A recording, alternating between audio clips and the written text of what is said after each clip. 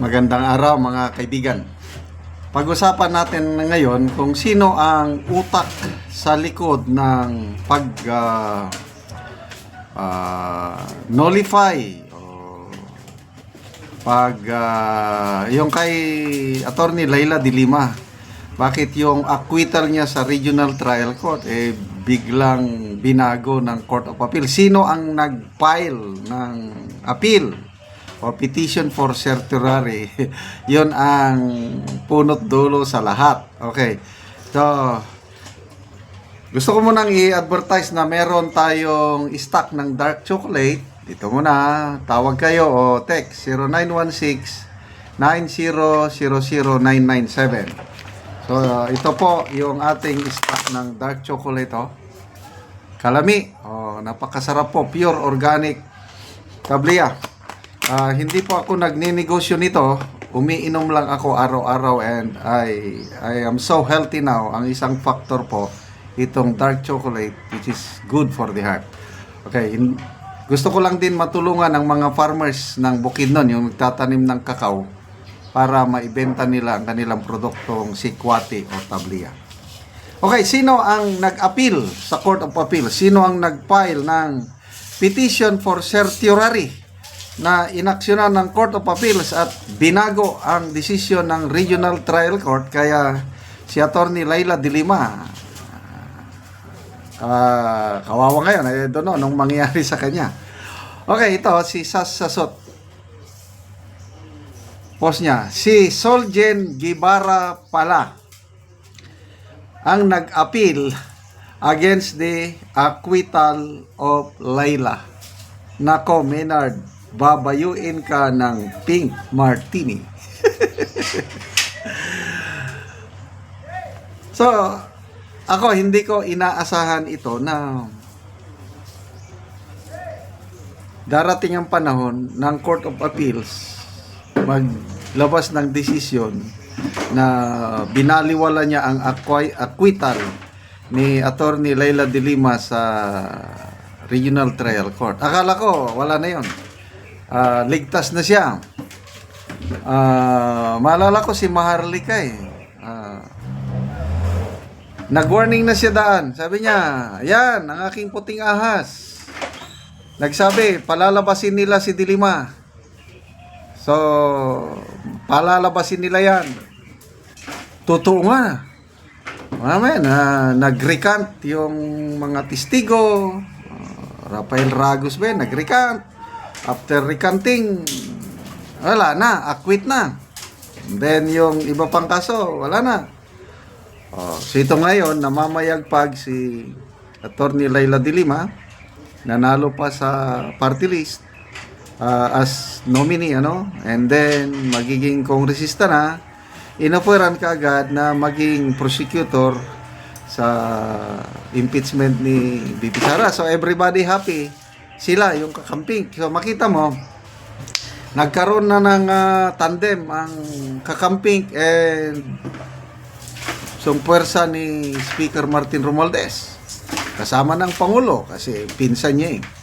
So yung dating magkalaban, mortal magkalaban, magkakampi na ngayon against sa common enemy, ito si BP Sara. Okay, all is well hanggang pumutok ang balita. Ngayon na, nagdesisyon ng Court of Appeals. Binaliwala, null and void. Balik sa korte. Desisyonan ayon sa procedure. I'm sorry, hindi ako abogado. Kaya lang, hindi daw sinunod ng Regional Trial Court yung mga rules, procedure, o whatever. Kasi, yung judge, basta na lang, inakwit niya si de Lima based sa pagbawi ng testigo. Kaya lang hindi na ipaliwanag doon sa decision kung alin doon, anong parte. So, mitikuloso, napaka taas po ang standard pala ng korte. Ay, hindi pwede yun. Sabi ng Court of Appeals, balik. Hindi pa siya acquitted. Pag-aralan ulit, parang ganon. So, ang lahat nito, ang may kagagawan pala si Solgen Maynard Guevara. Kaya lalo akong napasaludo, tahimik lang po ang ating Solgen. Trabaho lang. Ano yung ginawa niya doon sa kaso laban sa PNP, iba pa yung tungkol sa ginawa nila kay PRRD. Hindi rin siya pumayag na maging abogado. Ni na Justice Secretary Rimulya, General Marbil, sino pa yung kinasuhan sa Supreme Court.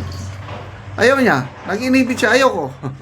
Dahil ang stand namin, wala nang jurisdiction ng ICC sa Pilipinas, ayoko. Yun. Akala ko, sisantihin siya, sisipakin siya, kaya lang, wala silang magawa Diyan pa rin. So ito, nalaman natin siya pala ang, kaya magpasalamat tayo kay Solgen Guevara. So bakit niya inilaban? Kasi pwede naman niyang pabayaan na lang sana. Kaya lang nakita ko, siya ang DOJ secretary noon. Siya yung isa sa nag-build up from Secretary Aguirre, pumalit. Guevara, siyang nag-build up ng kaso. So, naniniwala siya na malakas ang ebidensya. Nung biglang inakwit, hindi siya pumayag. I-file petition for certiorari sa Court of Appeals at pasalamat tayo sa Court of Appeals. So, dito mo makikita na buhay ang justice system natin sa Pilipinas. Ako, may tiwala pa rin ako, although hindi sa lahat, may mga kaya lang, the whole, kung medyo alanganin ka sa lower court, at least may Court of Appeals. Kung alanganin ka dyan, at least nandyan ang Supreme Court. So, itong mga pangyayaring ito, the more it proves na yung kay PRRD hindi dapat dalhin sa ICC kasi gumagana ang ating judicial system sa Pilipinas. So isang pag-surrender ng ating soberanya yung ginawa nila. But anyway, nandyan na yan. Tanggapin na lang natin ang pangyayari ng ating Tatay Digong nandun sa ICC sa Netherlands. Dasal natin na sa lalong madaling panahon makakauwi healthy and strong, buhay na buhay ang ating Tatay Digong. Again, saludo tayo kay Solicitor General Maynard Guevara. Mga kaibigan, salamat sa inyong pagsubaybay sa ating channel. Nakakatulong kayo ng malaki sa tribong Talaantig ng Bukidnon dahil income natin sa channel na ito is para sa pagtulong sa tribo. Sa ngayon, tinutulungan natin livelihood. Nagpapatanim tayo sa tribo ng saging lakatan. Kung may itinanim, may aanihin. Kaya panoorin nyo ang video na ito. Araw na anak ko sa saging lakatan ni Manang Ilma. Nga maayo gid ang tubo silang saging. Maayong buntag. Mayong buntag po. Oo, unsa man kadya? Nag-abono. Buno ka og Complete. Para sa kuan ba? Kay tinulan naman. ting-ulan naman. Oh, Tabunan dayon. tabunan dayon kay para di mabanla sa ulan. Oo, Bisag mo ulan. steady Steady. ang kuan, abono. Abono.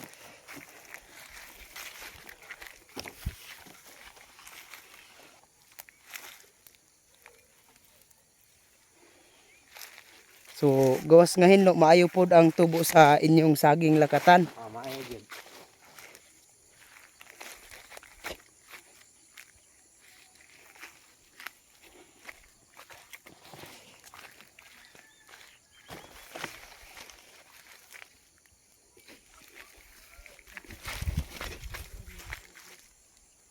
Nindot na gid kaayo ang tubo sa saging ni Manang Ilma.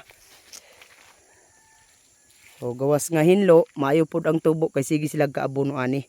Pila gani ni kapunuan ang inyong saging lakatan? 140 ni tanan. 140. Oh. O karon unsa imong ikasulti sa padayon sa pagpananom, sa pag-abonos ug sa pag-suporta niini? Unang una daghang salamat sa Ginoo kay gitagaan minyag ulan. Mm. makabuilo among tinanom ani sa kaning lakatan. Nadakong salamat pod sa kuan kay ang abono di kuan sa mo nga maka ayo pod og tubo sa among saging. Nadagdakong salamat pod gyud sa Ginoo kay nag-ulan man. Nag-abono lagi mi karon kay para padayon ang maayong tubo. Basin day og makuan pa nato nga makatabang sa mga bata. Kuan pod kanang manalamat pod mi sa nagtan-aw sila og pagtabang sa amo. Okay, salamat.